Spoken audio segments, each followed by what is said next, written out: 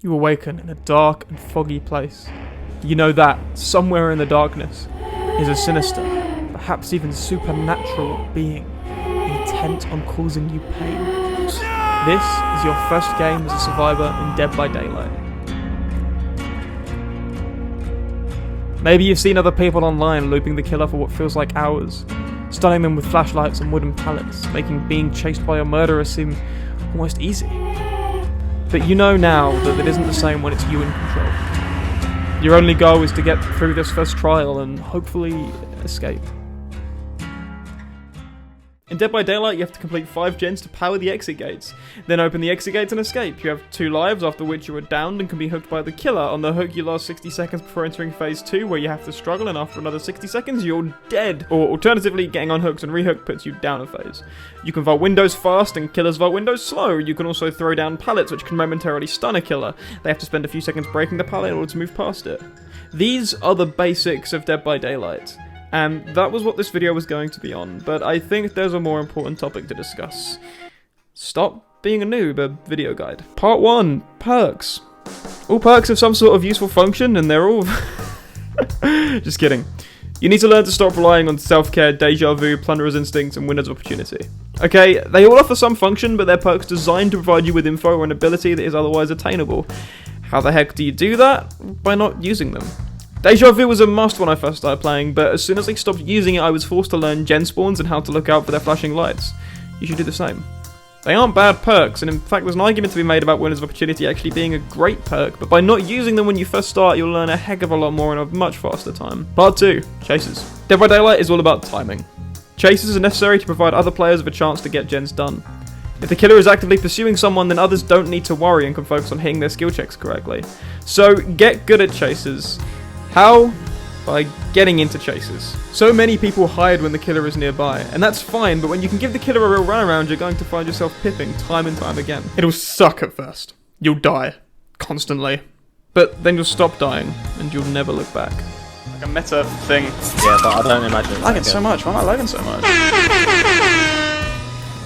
Wait, where is she? Wait, no, this isn't fair. I don't know where you are. Wait, there you are. Oh! She done did me a juke and won. Tips for chasing. TL walls are the easiest walls to learn. They're shaped like a TL and allow you to see the killer doubling back and vaulting, and they're just glorious. Also, sometimes it's better to get down than throw a pallet, as throwing a pallet effectively closes some loops for the rest of the game. You want to avoid that if you can, especially if you aren't very good at chases and a player is better at them, may need to make use of it. Part 3, Toxicity. Stop being toxic! It's so easy! Don't wait around at the gate to teabag. Don't teabag at all. Don't click your flashlight endlessly. Say GG at the end of the game rather than easy. This attitude will make you appreciate your own errors more and chill you out.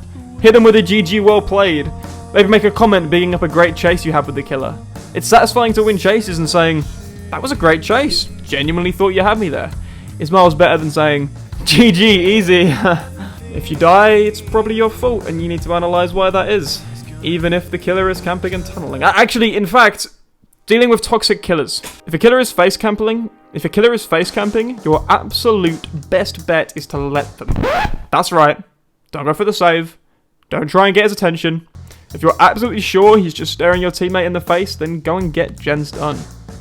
You have 120 seconds of bonus time to get gens completed. That's 3, maybe 4 if you're lucky. Then 2 or 3 of you will actually be able to escape. If you're running in for the save and giving the killer more hooks, you're just allowing that playstyle to thrive. If the entire team works together, then camping isn't viable in the slightest. It's only viable when survivors don't get gens done. Other useful things. Killers get faster the longer that they chase a player without being stunned or attempting a hit. This is called Bloodlust. There are 3 tiers to Bloodlust, totaling a maximum boost of plus 0.6 meters per second. For reference, the base speed is 4 meters per second, so 0.6 might not sound like much, but that's a potential 15% boost. With the exception of the nurse, killers already move faster than you, so bear that in mind. Barbecue and Chili is a perk that allows killers to see the positions of all survivors when a survivor is hooked. The exception being survivors that are in lockers. Look out for it. You need to jump into the locker before the person is hooked, and the effect persists for 4 seconds. Wait, how long does the effect actually persist for? Hang on, wait. That might not be right. The answer is, 4 seconds, yeah, it's 4 seconds. You aren't expected to know all of the killers and perks in the game at the start, and this knowledge will come naturally the more you play, so don't stress that too much. I've got 600 hours, and I know only maybe 40% of the perks. And finally, that Legion isn't wall hacking. He can see your position when in Feral Frenzy after hitting another survivor. Hiding sometimes just isn't viable, and until you know all the killer's abilities, don't create hacks at the end of the game. Remember, if you died in a game, you're probably the one to blame. So rather than moaning, analyze your efforts and don't be a toxic person. It's that easy.